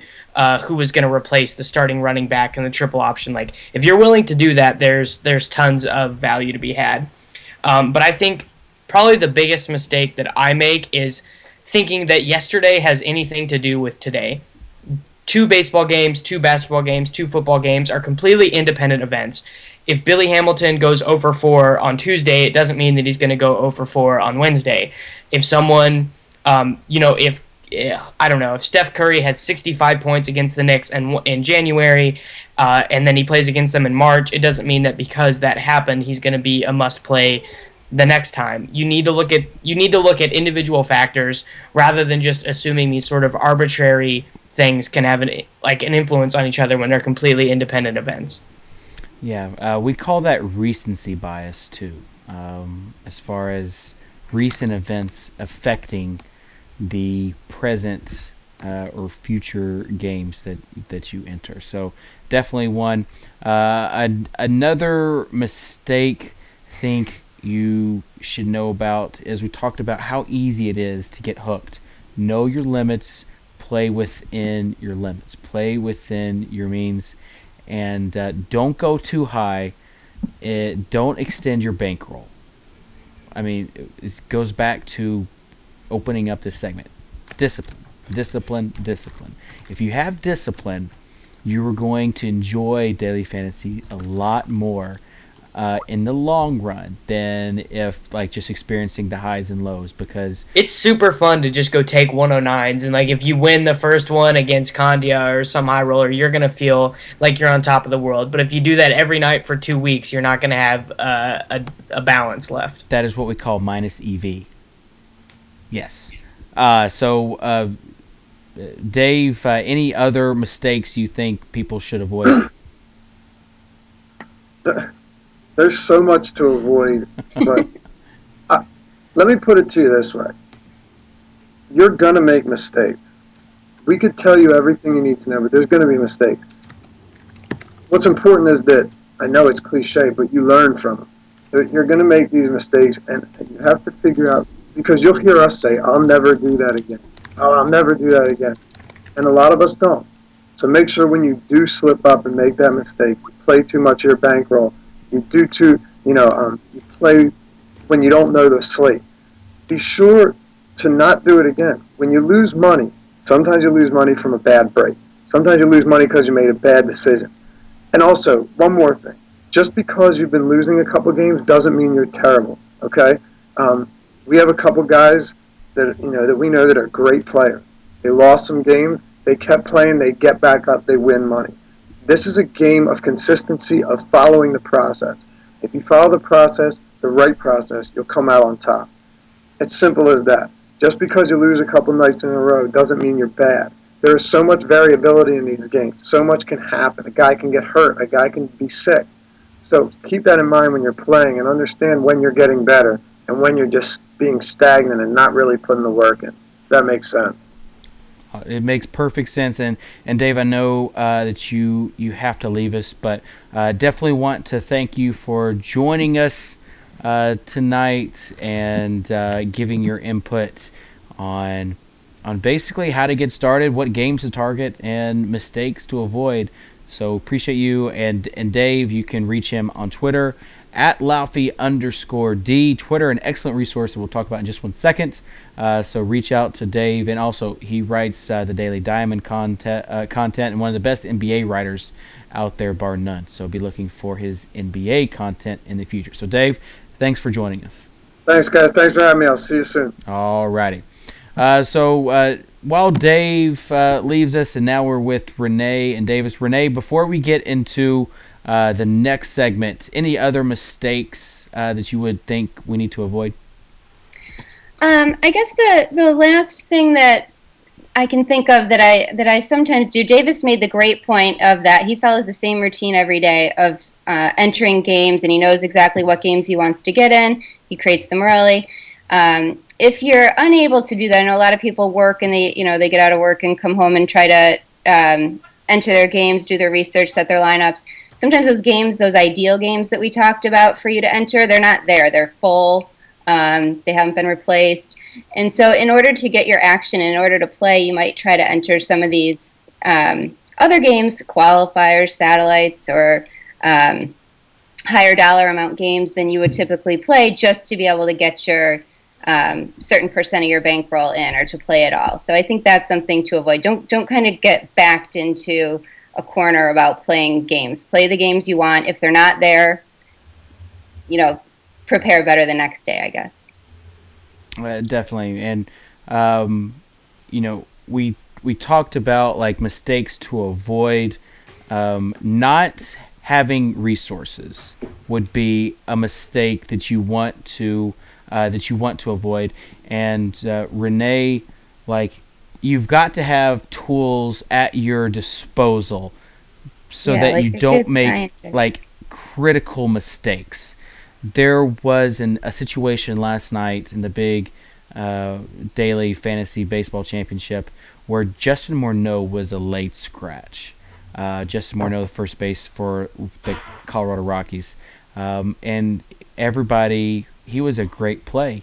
Well, most people took him out. There was 3 out of the 70 contestants that did not have him in there. And so it was a pretty big mistake not having someone in there when you're talking about a 70-person event that they qualified for, that the winner is gets $1 million. So there are certain resources you can get for researching, and then there are certain resources that you can get for like alerts and news. So I'll let you kind of get started on that. Sure. So, yeah, I mean, that's a shame that those three people kept Morneau in their lineup, because that was a late scratch that was easily avoidable. That news came out at least 10 minutes before lineups locked, and I saw it then on Twitter. Twitter's my best resource for DFS, hands down, as far as for getting the information about things like weather and late scratches. We're all on Twitter. You can follow us. I have my own DFS Twitter list, but it's a resource that we're considering putting together and putting out there for the general public to use. Just some great, like I already said, the DFS community is a lot of fun. There's a lot of really great people in it, funny people, interesting people. So in addition to all the information you can get, they're just fun people to interact with. So Twitter's my number one information resource. For research, and as we've been alluding to the whole time, having a process and sticking with it is critical. And part of that process has to be investigating the games that are being played on any given day or any given week. And one of the places that you're going to want to start with is the Las Vegas line. So you want to have a site like covers.com is one. There's others that you can use to check the Las Vegas lines to see what games have the highest run total, what games have the highest projected total score, team scores, who's the favorite. You want to choose players from high-scoring games. In some situations, like in baseball, it matters if your pitcher gets the win in the game. So heavily favored teams, typically their pitchers are good options, stuff like that. So Las Vegas is a good resource. We also like a few different sites for player data. So you want to look at the individual player and sometimes team statistics. And some good places to do that for baseball. We like fangraphs.com a lot. And for football, Pro Football Focus is a good resource for player data. ESPN Stats and Information also has some good team and individual player statistics that you can use. And really that's kind of a really basic list of free resources. Pro Football Focus isn't free. Oh. You got to pay for them, and I mean, not to be a company shill, but if you want advanced football stats, no one else on the web offers the stuff that RotoViz does. Now, know that is literally one of the most biased opinions you could ever hear, because that's the only football site that I read. I read everything there was to know about football. I spent the last 5 years teaching myself everything that I possibly could about football, and they're the only site that I read now. Just because I think that the stats that they offer, I mean, you can't get them anywhere else. For season long. Great apps too. Yeah, they have projection machine. It's nuts, man. It's nuts.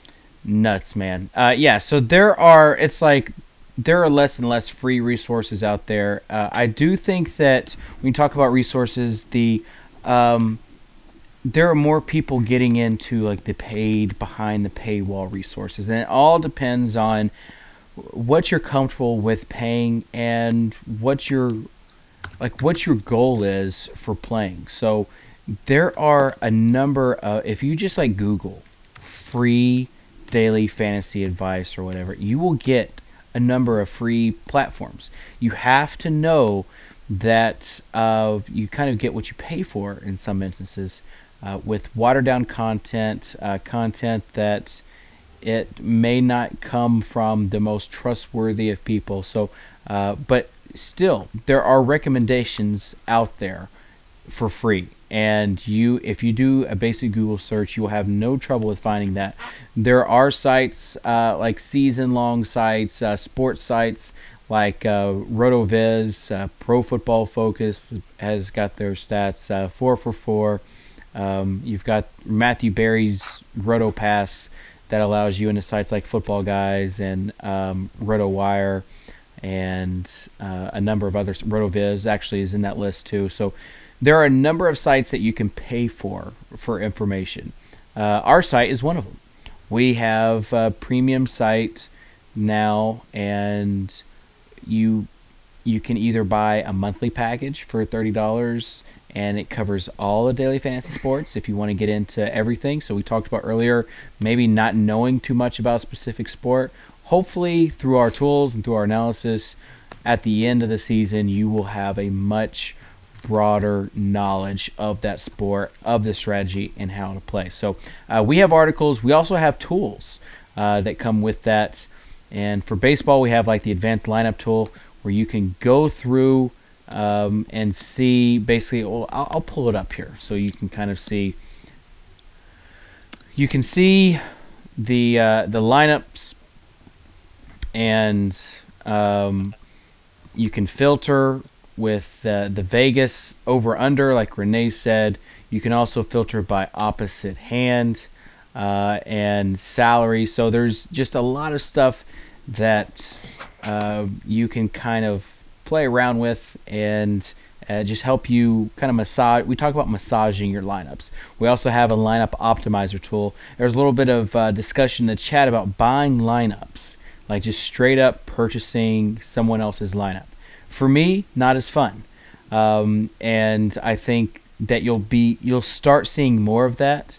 But you want to get to the point where you can kind of think for yourself that you can basically play people that you want to play. We do have a lineup optimizer that we call Nappy, based off the knapsack tool, but it like you have to pick your own pitcher, which is a major part of daily fantasy baseball. You have to pick your own quarterback. It's powered by the folks at 4for4 who've had the most accurate projections over the past 4 years. That coming from fantasypros.com. But you have to pick your own quarterback there, and then it's not even done yet, because there's so many other factors that you will see. And we don't have to talk about specific strategies now, but you've got wins, you've got injuries, you've got like stuff that projections can't necessarily see. And so if you've done your research and you think, okay, this player is a really good player, well, you can lock him in that optimizer tool, or you can exclude players that you think, okay, this might not be the best player to play. I don't want him in any of my lineups. I don't want a guy who's a minimum salary receiver in any of my lineups. I want a cash game, balanced lineup where I have all guys that are going to get first team reps in really good spots. And I don't want to really punt any position. Punt is another glossary term, and that means to basically go really cheap at one position. It doesn't matter if they are terrible. They have some sort of upside, and they're really cheap. That allows you to play those higher price guys. So that kind of goes into the resources available. So this is not really a pitch for Fantasy Insiders, just only to say we do have resources available for you. But we also have free content. We have the Insiders TV show every day that would help you out. Every weekday, I'm sorry, that starts at 5 p.m. Eastern. That it's an hour-long show, gets you ready for the games. It's football season. We've got a great crew, including Davis, Renee, Laffy, Mr. Toto 05, who was the best daily fantasy football player last year, Evan Silva from Roto World, JJ Zachariason for Number Fire. We have a lot of players that are going to give free advice.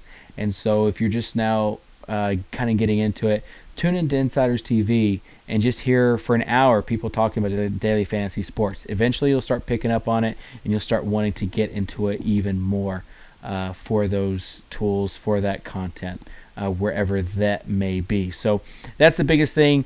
And also, if you want to sign up for a new site, we wouldn't be opposed to you signing up through our links. That really just kind of helps us out. We're not a big affiliate-based site. We don't make hardly any of our money off affiliates, but it does help us out if you want to sign up for a new site. Go on the homepage, go down to the site guide plus deposit bonuses module on the homepage, and then click that link when you sign up. So that would help us out. And the last part of this webinar, we'll have it available later on. We'll chop it up in different segments. But the last part of this webinar is Davis kind of taking you through just basically a sample of building a lineup, maybe what you want to do. So even if you're watching this and it is week 3 or week 4 of the NFL season, you can still kind of see the process behind it. We talk about trusting the process. being process oriented and not results based oriented. So, Davis, I'll kind of let you take it from here. All right. Well, I'm gonna just do FanDuel because I think that is probably the site that most people are gonna end up playing on, and I'm more comfortable on FanDuel. I don't think you should say most people should end up playing on FanDuel. I mean, I don't know, honestly. It'll be actually, I'm really interested to see what happens week 1 in terms of like who fills up contests and stuff. I don't think you can say that most people will be like new people going over to FanDuel yet, especially when DraftKings just purchased DraftStreet. I mean, this is like an entirely different conversation. I just think the word most is probably a little bit misleading. Because I think I'm a dinosaur, man. I'm a dinosaur. Okay, well, I understand that, but I've talked to a lot of people, and they think that there's going to be a lot of new players that come up through DraftStreet or DraftKings, through DraftStreet and through all the marketing going on with DraftKings right now. So I wouldn't be surprised if it's kind of like 50-50 if it starts to even out. That's the only. I would like DraftKings to win out because they care more about their customers, or at least seem to. Like, oh man, Davis, you're killing me right now. Someone fire me. Someone get me off the air. No, That's it's just okay. Me, though. Keep going. We'll edit this out of the This is why we have recordings. Yeah. Okay. So I'm just gonna go through and create a lineup. Do you want me to share my screen with you, David? I would love it. I would absolutely love it. Okay. I got a lot of tabs up. I hope nothing dirty. Yeah, well, I hope nothing dirty also. I mean, as funny as it would be, we'd have to do a different sort of rating on there. All right. You got me? I got you. Okay, cool. This is my FanDuel screen. Just in here in the lineup set. Gonna go through, and I'm gonna just show you guys how I do things. This place that I always start with is at tight end, and I basically decide if it's gonna be a Jimmy Graham week. And keep in mind that this lineup is gonna be for cash games, not for tournaments. There's a lot of different ways that you can do that. And Jimmy Graham is up against the Atlanta Falcons, who have a particularly weak set of linebackers, and there's a really high over-under for that game in Vegas. And also it's the spread, at least the last I saw it, is not incredibly wide between the two teams, which maybe suggests that Vegas thinks the game is going to be pretty close. So given all of those factors, I think it's pretty obvious that Jimmy Graham is the guy that you want. Some of my other favorites at the position would be someone like Jordan Reed against Houston, who doesn't have necessarily great coverage linebackers. And for tournaments, Ladarius Green, I think, has the highest upside almost of anyone. But yeah, so that is where I start my lineups out at. I think that is the most important position, and I think it's a position that a lot of people overlook and don't put a lot of time or thought into as to what they're going to do there.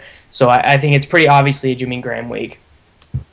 So then the second place that I go is the quarterback, and I decide if I think there's a value guy that has an elite floor as well as a higher ceiling, or if I'm just going to say, you know what, screw it. I'm going Peyton Manning. I think a lot of people are going to use Peyton Manning in Week 1 contests. I'm not going to do that. I prefer to have quarterbacks with a rushing upside. It increases their floor week to week, and oftentimes the really good rushing quarterbacks also are good at creating passing statistics. So the quarterback that I'm going to take for Week 1 is Robert Griffin against Houston, because I think that their defensive unit is pretty bad, and that's what I'm going to do. Running back is also another interesting question. There are certainly different minds as to how to approach this situation. Do you want to pay for two high-level running backs to get that safe floor, or do you want to go with a mid-tier guy that you like? There are a couple mid-tier players that I like for Week 1. Not that any of this matters because this is evergreen content. I'm more of a middling running back guy because I believe that the way that you create the biggest advantage in cash games in football is to have elite wide receivers when no one else is spending on them. So I'm going to take Demaryius Thomas, and I'm going to take Michael Floyd, and then I'm going to come back to that third wide receiver slot, because that third wide receiver slot, I think the temptation a lot of the time is to punt. I think that is a huge mistake that a lot of people make. That third wide receiver spot can oftentimes be the deciding factor in your cash games and your head-to-heads. You want to have a productive player in that slot. You don't want to be treating that as sort of a kicker or a defense slot. It's incredibly important to have a good player there. A lot of the times I do just go minimum priced kicker. I know a lot of people feel differently about that. I don't really care. I'm taking a minimum price kicker. It doesn't really matter who it is. Defense is another thing where you get people who have different minds as to what to do. The thing is, defensive scoring in fantasy football is a large part to do with turnovers, which are high variance events, as well as defensive touchdowns, which are even more high variance events. So it's sort of silly to try and predict them week to week. I think I'm just going to go ahead and take the Jets against Oakland since they have one of the worst offenses in football. And then I'm just going to go, and just for these purposes, I'm going to take Marcus Colston versus Atlanta, pair him and Graham up, give myself some upside at that third wide receiver slot, and sort of protect myself if maybe Jimmy Graham doesn't have a great game.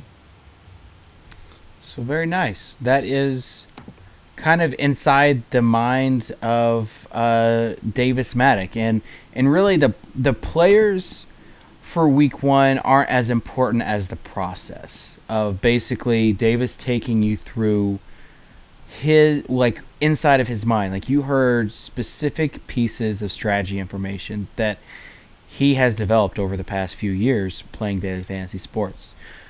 There are strategies for cash games. There are strategies for head-to-head.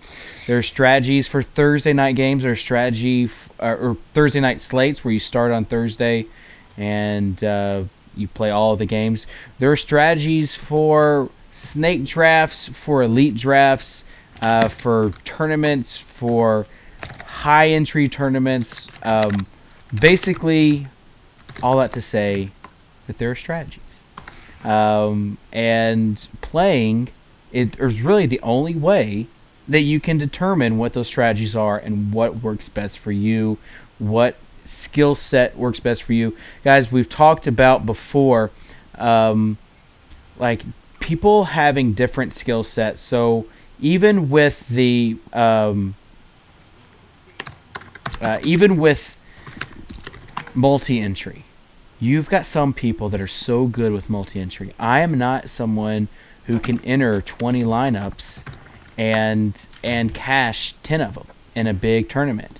There are guys like Napster Man that is his strongest skill set, is entering multiple lineups, having the ability to think outside the box, and entering lineups that have the potential, the upside to win a tournament. There's also a guy writing for us this season called his name is Sean Siegel, and his Twitter handle is @FF_contrarian, because he's very much a think outside the box guy.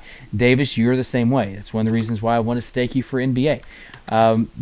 There are people that they are cash game based. I think I'm that way. I think there's a lot of people that fall into that category. Then there are those that are better in tournaments. I mean, so the basic point is just get in there, start figuring out what works for you, start keeping track on spreadsheets, start figuring out what your strengths are, what your weaknesses are, how you can improve those weaknesses, and how you can basically capitalize on those strengths in daily fantasy. And then the rest, it's all easy, right, Renee? It's all easy. And if you want more, we're thinking about doing this again and incorporating some of those more advanced strategies and kind of some of the other kind of stuff that I write a lot about, is basically how your brain can really be your worst enemy in some of these daily fantasy processes and season long processes too. But yeah, I think that'll do it for tonight. Thanks so much, guys, for all the work you did on this. Oh no, I mean, you were kind of the brains behind it, and I'm really looking forward to some of the other stuff we have coming forward, including like different research projects. I mean, the way that sports are moving, it's moving towards just being analytics based, and so I'm very happy with the way that our site has kind of embraced that. That's kind of where we're doing it. I know we talked about one of the mistakes is like going with your gut plays. Like we don't want to suggest people always go with their gut, because often stats offer a much better picture of what you should do than gut. So yeah, that basically our point is to provide premium stuff, content. As far as the resources goes, two other big they're not sites, they're books that you can buy. Two guys, Jonathan Bales has wrote a number of books that will help you kind of understand the daily fantasy game. He's a great person to follow, and it's at Bales Football is his Twitter handle. And then Denny Carter, who wrote his latest book is titled what, Davis? How to Think Like a Daily Fantasy Winner. Yeah, and you can it's at CD Carter. 13. 13? Yep. Okay, yeah, that's what I thought. At CD Carter 13 is where you can reach him, but both those books you can find on Amazon, and they range from $1 to $5. Not a whole lot, but as far as like just the thought process behind it, those are good resources. And then Renee, you also have your book, and where can they purchase it? It's on Amazon, or it's available through my site, which is a much better deal for me, unbiasedfantasysports.com. There you go. That will do it for the Daily Fantasy Sports intro, or the intro to Daily Fantasy Sports training camp. And again, be on the lookout for more content later. Thanks for joining us these past 2 hours. If you have any questions, feel free to catch us on Twitter at InsidersDFS or info@fantasyinsiders.com if you're emailing us, and we'll be happy to get back with you with any sort of questions that you have. Thanks, guys, and we'll see you on Insiders TV at 5 p.m. Eastern during the weekdays. Later. See ya.